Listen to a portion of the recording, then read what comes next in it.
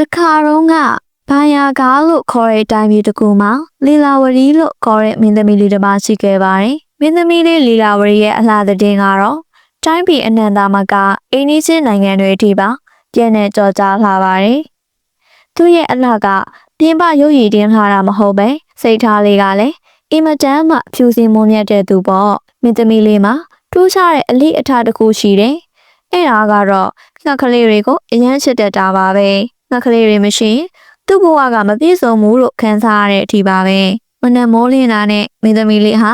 နန်းတော်အိုးရင်ကြီးတဲ့ကိုထွက်လာပြီးလာကြငှက်ကလေးတို့ရေငါမင်းတို့အတွက်အစာတွေယူလာတယ်လို့ခေါ်ပြီးအစာကျွေးလေးရှိတယ်ငှက်ကလေးတွေကလည်းမင်းသမီးလေးအတန်ကြာတာနဲ့မင်းသမီးလေးအနာကိုဝိုင်းအောင်လာကြတယ်တနေ့မှာတော့မင်းသမီးလေးက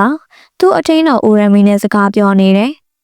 ဦးရမီကြည်စမ်းဒီငယ်လေးတွေကတိတ်လာတာပဲနော်ဖယားသခင်ကအလားတရားတွေအကုန်လုံးသူတို့စီပုံပေးထားသလားအောင်မေးရတယ်လို့ပြောလိုက်တယ်။ဦးရမေကပြောပြီးမင်းသမီးလေးရဲ့ဘာလို့ဒီလိုပြောရတာလဲ။မင်းသမီးလေးကမှသူတို့ထက်အများကြီးပိုထားတာပါလို့ပြန်ပြောတယ်။မင်းသမီးလေးကမဟုတ်ဘူးဦးရမေငါစိတ်ထဲမှာတော့ဒီကဘာပေါ်မှာငှက်လေးတွေလောက်လာတဲ့အရာမရှိဘူးတင်တယ်လို့ကြိုးစားစာပြောရှာတယ်။အဲဒီချိန်မှာစစ်တီတယောက်ရောက်လာပြီးမင်းသမီးလေးဘယင်းမင်းနဲ့ခေါ်တော်မူနေပါတယ်လို့ရှောက်တင်တယ်။မင်းသမီးလေးလည်းခမီးတော်ဘယင်းစီကိုသွားလိုက်တယ်။ဘယင်းကြီးကသမီးတော်ကိုမြင်တော့သမီးတော်ခမီးတော်သမီးတော်နဲ့စကားပြောကြရှိတယ်။သမီးတော်ရဲ့အနာဂတ်အတွက်ခမီးတော်စိတ်ပူမိတယ်။တိုင်းတစ်ပါးကမင်းသားတွေအများကြီးကမ်းလှမ်းလာပေမဲ့သမီးတော်ကဘာလို့အကုန်ညင်းပယ်ရတာလဲ။သမီးတော်ဘာဖြစ်ရှင်တယ်လဲပြောပါအောင်လို့မေးတယ်။မင်းသမီးလေးကခမီးတော်သမီးတော်ဘသူ့ဘုံမှသဘောမကျပါဘူးလို့ပြန်ပြေတယ်။ဘယင်းကြီးကဒီလိုကလေးဆန်လေးလိုပဲဖြစ်မလဲသမီးတော်ရဲ့ခမီးတော်တို့လည်းတာဝန်ကျချင်းလာပြီလို့ညီတွားကြတယ်။မင်းသမီးလေးကခမီးတော်ရဲ့အချိန်တိုင်းသမီးတော်ကိုယ်တိုင်ပြောပါမယ်လို့ပြောပြီးစကားဖြက်ကဥယျာဉ်ထဲကိုပြန်ထွက်လာခဲ့တယ်။ဥယျာဉ်ထဲရောက်တော့မင်းသမီးလေးကခက်ကလေးတွေနဲ့ပြန်ပြီးစော်ကစားနေတယ်။ခက်ကလေးတို့ရေလာကြငါစီလာကြလို့ခေါ်နေတော့ရုတ်တရက်အင်မတန်ဟာပါပြီးထူးခြားတဲ့ငှက်ကလေးတစ်ကောင်ကိုတွေ့လိုက်ရတယ်။အဲဒီငှက်ကလေးကတခြားငှက်တွေနဲ့မတူဘဲဆွဲဆောင်မှုရှိနေတယ်။ငှက်ကလေးကပြန်တန်းထွက်သွားတော့မိသမီးလေးကအိုရမီဟိုငှက်ကလေးကိုကြည့်စမ်းတိတ်လာတာပဲသူ့ဘယ်ကိုသွားနေရလဲငါလိုက်ကြည့်ရှင်နေလို့ပြောပြီးနောက်ကလိုက်သွားတယ်။အိုရမီကမင်းသမီးလေးမသွားပါနဲ့အင်းကြီးချိနိုင်တယ်လို့တားပေမဲ့မင်းသမီးလေးကနားမထောင်မဲငှက်ကလေးနောက်ကိုတကောက်လိုက်သွားပါတော့တယ်။ငှက်ကလေးနောက်လိုက်ရင်းနဲ့မင်းသမီးလေးဟာတိုးလေးကကူတကူတဲ့ကိုရောက်သွားတယ်။ကိုယ်ထဲမှာပေါင်မဲနေပေမဲ့မင်းသမီးလေးကငှက်ကလေးရေဘာမှလဲငါမင်းကိုကိုင်းကြည့်ရှင်လို့ပါထွက်ခဲ့ပါလို့ခေါ်ရင်ခြေဆက်တိုးသွားတယ်။ကျိုးတရဲ့ငှက်ကလေးကိုဖမ်းမိလိုက်တဲ့တင်ပြီးမိပြီဆိုပြီးဝမ်းသာအားရអော်လိုက်မိတယ်။ဒါပေမဲ့ကန်ဆိုးစွာနဲ့ပဲမင်းသမီးလေးဟာငှက်ကိုလိုက်ဖမ်းရင်ကူထဲမှာနှင်းပေါင်းများစွာတရားကျင်နေတဲ့ရသေးတစ်ပါးကိုဝင်တိုင်းမိသွားတယ်။ရသေးကမျက်လုံးဖွင့်ပြီးဒေါသတကြီးអော်ဟစ်လိုက်တယ်။ဘာတူလဲငါရဲ့တရားဘာဝနာကိုဖျက်ဆီးရတာဘာတူလဲလို့မေးလိုက်တယ်။မင်းသမီးလေးကကြောက်လန့်နဲ့ခွင့်လွတ်ပါရသေးကြီးသမီးတော်မမြင်လို့ပါငှက်ကလေးကိုလိုက်ဖမ်းရင်ရောက်လာတာပါလို့တောင်းပန်တယ်ရသေးကြီးကပိုပြီးဒေါသထွက်သွားတယ်။နေကငါရဲ့နှစ်ပေါင်းများစွာအားထုတ်ခဲ့တဲ့တရားကိုဖျက်ဆီးလိုက်တာပဲ။ငါရဲ့စူးစမ်းမှုတွေအလဟတ်သက်ဖြစ်ကုန်ပြီးနင့်ကိုအပြစ်ပေးရမယ်လို့ပြောတယ်။မင်းသမီးလေးကရသေးကြီးရဲ့မသိလို့မှားမိတာပါခွင့်လွတ်ပါလို့ဘလောက်တောင်းပန်ရသေးကြီးကလက်မခံပါဘူး။နင့်ရဲ့အစီမရှင်လို့ရဲ့ကြောင့်ဖြစ်ရတာနင့်ကငှက်တွေကိုသိရှိတယ်ပေါ့။ကောင်းပြီငါနင့်ကိုကျင်းစားတိုက်မယ်ဒီနေ့ကစားပြီးနင့်ငှက်တကောင်ကိုထိလိုက်တာနဲ့အဲ့ဒီငှက်ကကြောက်ရွံ့ဖြစ်သွားစေလို့ကျင်းစားတိုက်လိုက်တယ်။ရေသေးကြီးစကားဆုံးတာနဲ့မင်းသမီးလေးလက်ထဲကငှက်ကလေးဟာချက်ချင်းပဲကြောက်ရွံ့ဖြစ်သွားပါတော့တယ်။မင်းသမီးလေးလန့်ဖြတ်သွားပြီးငှက်ကလေးဘာဖြစ်သွားလဲလို့အော်ရင်ကိုကြွေးပါတော့တယ်။ရေသေးကြီးရဲ့သမီးတော်မှားပါတယ်။ဒါပေမဲ့ဒီငှက်ကလေးမှာဘာအဖြစ်ရှိလို့လဲ။သမီးတော်ကိုပဲအဖြစ်ပေးပါ။ဒီကျင်းစားကိုပြန်ရုပ်သိမ်းပေးပါလို့တောင်းပန်တယ်။ငှက်ကလေးတွေမရှိတော့ရင်သမီးတော်အသက်မရှင်နိုင်ပါဘူးလို့ငိုယိုပြီးပြောဆိုတယ်။မင်းသမီးလေးရဲ့ငိုကြွေးတန်တဲ့နောင်တရမှုတွေကိုမြင်တော့ရသေးကြီးကစိတ်မကောင်းဖြစ်သွားတယ်။တိတ်ပါတော့ကလေးမရဲ့ငါကျင်းစားကိုပြန်ရုပ်သိမ်းလို့တော့မရတော့ဘူး။ဒါပေမဲ့ဖြည့်ရှင်းနည်းတစ်ခုတော့ပြောပြမယ်။အဖြူရောင်မောင်ငှက်တကောင်ကိုရအောင်ရှာပြီးလက်နဲ့ထိနိုင်ရင်ဒီကျင်းစားတဲလိမ့်မယ်။ဒါပေမဲ့အဲ့ဒီငှက်ကိုရအောင်ဆိုတာမလွယ်ဘူး။အသက်နဲ့ရင်းပြီးရှာရမှာလို့ပြောတယ်။မင်းသမီးလေးက ဒီချိန်စာပြေဖို့ဆိုရင်သမီးတော်အသက်ပေးရပါအဲ့ဒီငှက်ပမာကြီးလည်းပြောပြပါလို့မေးတယ်ကျသေးကြီးကနင်းသွားလို့မကြဘူးနင်းအတွက်အသက်ဆုံးရတဲ့မင်းသားတစ်ပါးပေါ်လာလိမ့်မယ်အဲ့ဒီမင်းသားကအပြူရောင်မောင်ငှက်ကိုယူလာပေးလိမ့်မယ်လို့ဟောကိန်းထုတ်လိုက်တယ်မင်းသမီးလေးလည်းဝမ်းနဲ့ပက်လက်နဲ့ကြောက်ရွံ့ဖြစ်သွားတဲ့ငှက်ကလေးကိုပိုက်ပြီးနန်းတော်ကိုပြန်လာခဲ့လိုက်တယ်ခမီတော်ကိုအเจ้าဆုံးပြောပြတော့ဘဂျင်ကြီးကစိတ်မကောင်းဖြစ်ပြီ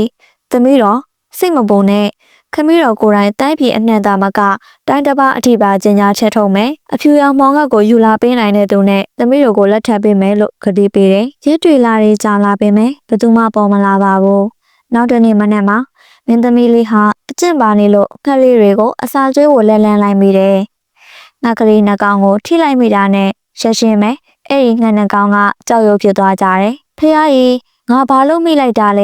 ဲငါကြောင့်နောက်ထပ်အသက်တွေဆုံးရှုံးရပြန်ပြီဆိုပြီးမင်းသမီးလေးကိုအပြစ်တင်ပြီးငိုကြွေးပြန်တယ်တနေ့မှာတော့မင်းသမီးလေးဟာ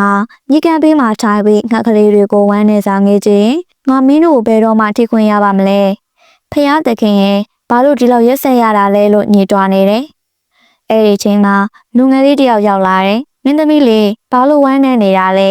ဒီလောက်ตายရတဲ့နေ့လေးမှာငှက်ကလေးတွေကိုကန်ကြည့်ပါလားလို့ပြောတယ်မင်းသမီးလေးကမလုံနဲ့ဝေးနေပါလို့တားပေမဲ့လူငယ်ကငှက်တကောင်ကိုဖမ်းပြီးမင်းသမီးလက်ထက်အတင်းထည့်ပေးလိုက်တယ်ချက်ချင်းပဲငှက်ကလေးကြောက်ရွံ့ဖြစ်သွားတယ်မင်းသမီးလေးကဒေါသတကြီးနဲ့ရှင်ဘာလုပ်လိုက်တာလဲရှင်းကြောင့်နောက်ထပ်ငှက်ကလေးတစ်ကောင်သေးသွားပြီကျမမှကျင်းသားတင်နေတာရှင်မသိဘူးလားလို့អော်တယ်လူငယ်လေးကပြုံးပြီးကျွန်တော်သိပါတယ်မင်းသမီးလေးကျွန်တော်ကကုန်းနေနာကတိုင်းပြည်ကမင်းသားပြီးပါမင်းသားတယောက်လာခဲ့မယ်ဆိုတာကိုယုံကြည်စေခြင်းလို့အခုလိုလုပ်ပြတာပါလို့မိတ်ဆက်တယ်မင်းသမီးလေးကအံ့ဩသွားတယ်ရှင်ကမင်းသားလားဒါဆိုရှင်ကျမကိုကူညီနိုင်မလားလို့မေးတော့မင်းသားကတေချာတာပေါ့အဖြူရောင်မောင်ငှက်ပမာရှိလဲကျွန်တော်သိတယ်မြစ်တစ်ဖက်ကန်းကတောင်ကြီးပေါ်ကရွှေရောင်ကူထဲမှာခြေတယ်ဒါပေမဲ့အဲ့ဒီနေရာကပြန်လည်းမရှိဘူးသွားတဲ့လူတိုင်းပြန်မလာကြဘူးလို့ပြောကြတယ်ဒါပေမဲ့မင်းသမီးအတွက်ကျွန်တော်သွားပါမယ်ကျွန်တော်ပြန်လာခဲ့ပါမယ်လို့ကတိပေးတယ်မင်းသမီးလေးကစောင့်နေပါမယ်မင်းသားလို့ပြောလိုက်တယ်မင်းသားပြီးထွက်ခွာသွားပြီးနောက်မင်းသမီးလေးကနန်းတော်ကိုပြန်ပြီးခမီးတော်ကိုပြောပြတယ်ဘုရင်ကြီးကဒီမင်းသားကတိတ်တတိရှိတာပဲဖះတခင်ဆောက်ရှောက်ပါစေလို့ဆိုတောင်းပေးတယ်မင်းသားပြီးကတော့မြစ်ကိုပြတ်တောင်ကိုကြော်ပြီးရွှေရောင်ကူရှိရာကိုရောက်သွားတယ်အဲ့ဒီချိန်ကိုပေါ့ဝါတဲ့ကပြန်လှည့်သွားတော့ဒီနေရာကတင်မီတမန်နေရလို့အတန်နဲ့ကြီးတကူကြားရတယ်ဒါပေမဲ့မင်းသားလေးကမကြောက်ပဲငါမောင်ငှက်မရမချင်းပြန်မသွားဘူးဆိုပြီးမင်းသွားတယ်ခုတည်းရောက်တော့အဖြူရောင်မောင်ငှက်ကိုတွေ့လိုက်ရတယ်ငါကမင်းကငါ့ကိုလိုချင်တာလားမင်းခြေထောက်အောက်ကိုကြည့်လိုက်အောင်လို့ပြောတယ်ကြည့်လိုက်တော့မင်းသားရဲ့ခြေထောက်အောက်မှာမီးပင်လေးကြီးဖြစ်နေတယ်ငါက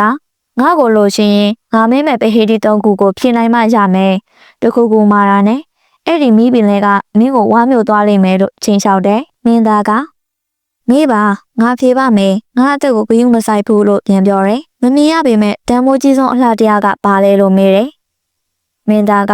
စိတ်ဓာတ်အလှပါရိုးရီအလှတဲ့ပိုတန်မိုးရှိပါတယ်လို့ပြောတယ်အပြေမှန်တာကြောင့်မီးပင်လေးနဲ့ရော့သွားတယ်မစားဘဲနဲ့ရှူလာခါပါဆိုတဲ့အရာသာသိနိုင်တဲ့အသည့်ကဘာလဲလို့မေးတယ်မင်းသားကကန်ကန်ရဲ့အကျိုးပါကောင်းတာလို့ရင်ကောင်းကျိုးချုံမြင်ပြီးဆိုးတာလို့ရင်ဆိုးကျိုးခါသိပါတယ်လို့ပြန်ပြောတယ်အပြေမှန်လို့မီးပင်လေးပိုရော်သွားတယ်တတိယဘဟင်းလေးကဓာတ်တက်ပိုးတဲ့အရာသာကဘာလဲလို့မေးတယ်မင်းသားကရှာပါစကားတကုန်းကလူတစ်ယောက်ရဲ့နှလုံးသားကိုဓာတ်နဲ့မှုန်းသလိုနာကျင်စေနိုင်ပါတယ်လို့ပြန်ဖြေလိုက်တယ်အပြေမှန်သွားတာနဲ့မီးပင်လေလုံးဝပျောက်ကွယ်သွားတယ်။မောင်ငှက်ကမင်းတော်တယ်။မင်းအောင်မြင်ပြီ။ငါမင်းနဲ့လိုက်ခဲ့မယ်ဆိုပြီးမင်းသားနဲ့လိုက်သွားတယ်။မင်းသားဘေးကအဖြူအောင်မောင်ငှက်နဲ့အတူနန်းတော်ကိုပြန်ရောက်လာတယ်။ဘုရင်ကြီးကမင်းသားပြန်ရောက်လာပြီးမောင်ငှက်လည်းပါလာတယ်ဆိုပြီးဝမ်းသာအားရကြိုဆိုတယ်။မင်းသမီးလေးကအခန်းထဲကပြေးထွက်လာတယ်။မင်းသားကဂတိအတိုင်းကျွန်တော်ပြန်ရောက်ပါပြီမင်းသမီးလို့ပြောပြီးအဖြူအောင်မောင်ငှက်ကိုမင်းသမီးလက်ထဲထည့်ပေးလိုက်တယ်။အန်ဩစရာကောင်းတာကငှက်ကလေးဟာကြောက်ရွံ့ဖြစ်မသွားပါဘူး။မင်းသမီးလေးကျင်းစာပြေသွားပါပြီ။ဟိုကြောက်ရွံ့ငှက်တွေကိုတားရှိကြည့်ပါလို့မောင်ငှက်ကပြောတယ်။မင်းသမီးလေးကကြောက်ရွံ့ငှက်တွေကိုထိလိုက်တာနဲ့အကုန်လုံးအသက်ပြန်ဝင်လာပြီးပြန်သန်းသွားကြတယ်။မင်းသမီးလေးကဝမ်းသာလုံးလုံးမြေကြပြီးကျေးဇူးတင်ပါတယ်မောင်ငှက်ကလေးလို့ပြောတော့မောင်ငှက်ကကျွန်တော်ကိုကျေးဇူးမတင်ပါနဲ့အသက်နဲ့ရင်ပြီးကဲခဲတဲ့မင်းသားကိုသာကျေးဇူးတင်ပါလို့ပြန်ပြောတယ် မင်းသမီးလေးလည်းမင်းသားကိုကျေးဇူးတင်စကားဆိုလိုက်တယ်။အဲဒီအချိန်မှာဘေးချင်းကြီးကကဲမင်းသားဂတိအတိုင်းငါရဲ့သမီးတော်ကိုမင်းသားလက်ထဲအနှံလိုက်ပါပြီလို့ပြောတယ်။မင်းသားပြီးကခဏနေပါအောင်အရှင်မင်းကြီးမင်းသမီးရဲ့ဆန္ဒကိုအရင်မေးပေးရစေ။မင်းသမီးလေးကကျွန်တော်နဲ့လက်ထပ်ဖို့တကယ်ပဲဆန္ဒရှိရလားဆိုတာသိရှင်လေလို့လေးစားစွာမေးလိုက်တယ်။မင်းသမီးလေးလီလာဝရီကဆွသေးထားရင်ပြုံးလိုက်ပြီးကျမသဘောတူပါတယ်မင်းသားလို့ဖြေကြားလိုက်တယ်။ဒီလိုနဲ့မင်းသားပေးနဲ့မင်းသမီးလေးလီလာဝရီတို့ဟာခင်းသားထေဝါစာလက်ထက်ထင်းများလိုက်ကြပြီ။ဇလန်လေးပြီးဆုံးသွားပါတော့တယ်။